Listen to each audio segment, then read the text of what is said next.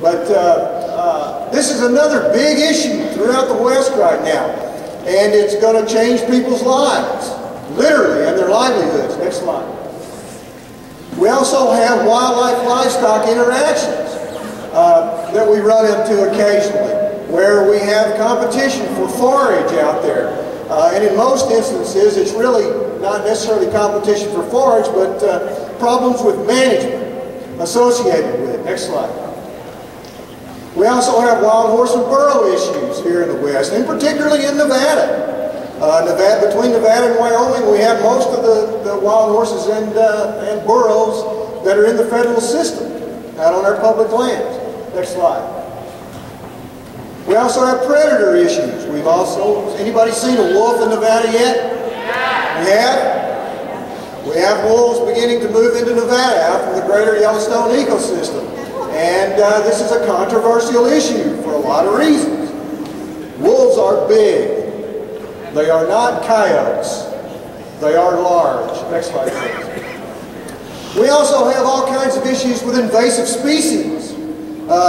Weeds, some people call them, out on our rangelands and in our farmlands. Next slide.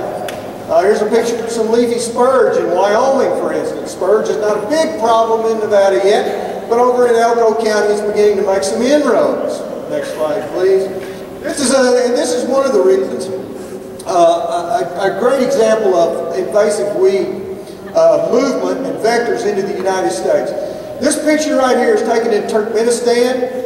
This is a plant, and you see where it's growing in Turkmenistan, out on the range. Next slide, please. And you'll see this plant in people's flower beds in the United States. You see them all over Reno. In particular, I'm beginning to see some of them in Elko as well. And this is the name, Perovskia. This plant grows on the rangelands, and now we're bringing it into our flower beds in the United States. Next slide, please. And you'll notice this. I'll just read a little bit to you. This is something I found on the University of Arkansas Division of Agriculture website. Now that the Cold War is over, especially since we won, it's okay to avail ourselves of all things Russian. And so now we're bringing in this plant from Central Asia that may turn out to be the plant that ate Nevada. And we're planting it in our flower beds. It's planted on campus here, believe it or not. Next slide, please. All right, now, that's not a complete laundry list of all the challenges and contemporary issues that we have in the western United States. Just a few to kind of get you thinking about some of these issues. Now, I want you to change from that sort of thinking to this picture. And you'll notice where this young lady's arm is. Okay? See that? All right. Next slide. That's a big change. Big change. Now I want you to pay attention to this. Look at all of these buildings here with all the people that live in these buildings. Here's the Statue of Liberty and so on. Now, next slide. Now I want you to view this picture juxtaposed against this picture.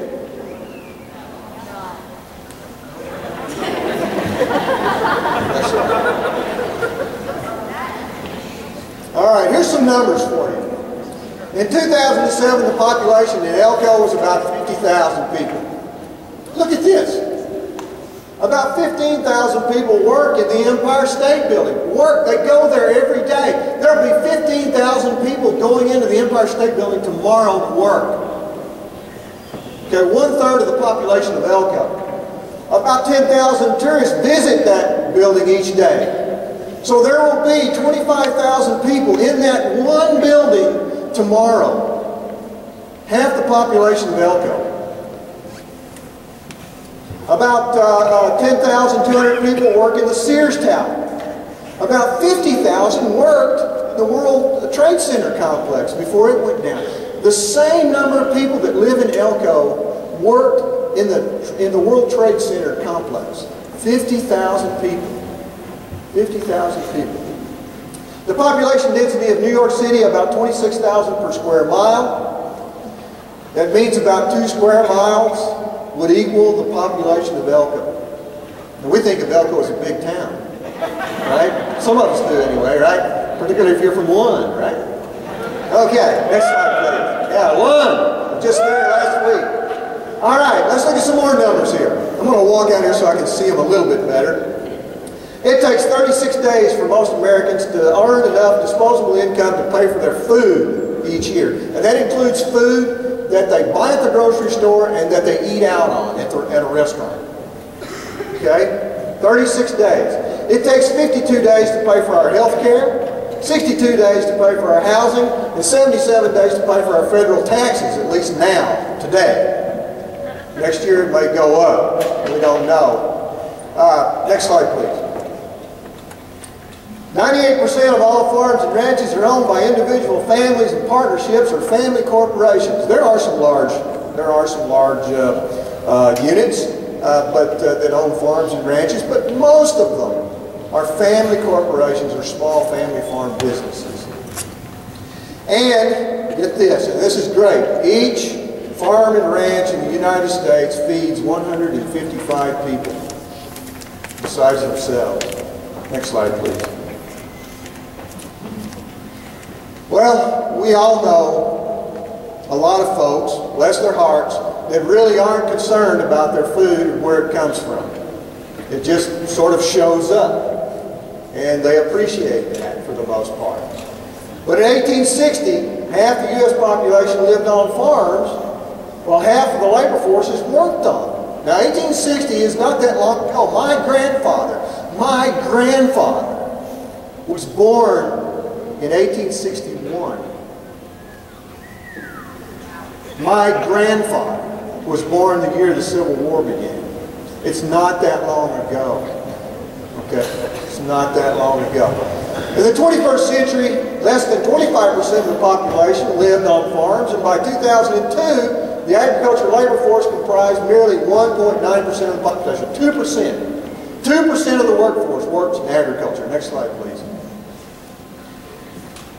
Well, this reduced need for individuals related directly to production agriculture I'm talking about now, has created a society where 98% of our entire society does not know where their food comes from. They do not know where their food comes from. To them, it comes from the grocery store, or it comes from the neighborhood restaurant, the neighborhood market. Okay? And what this does is it creates a disconnect between our citizenry and agriculture.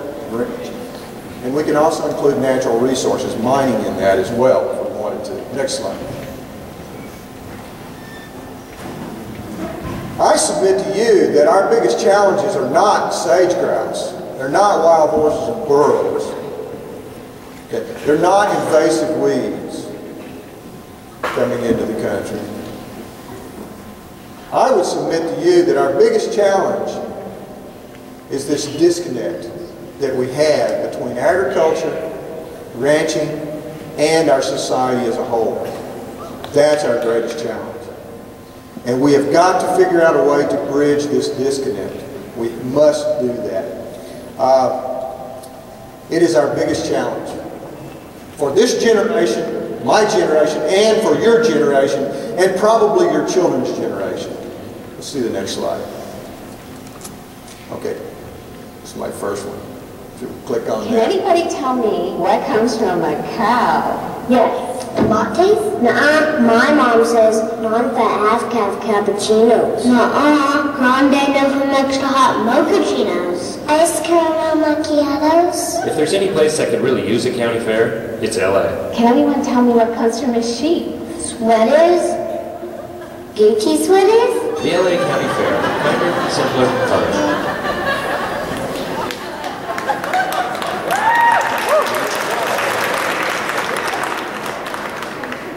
Well, I really like this. Cute. What's it made of? Wood.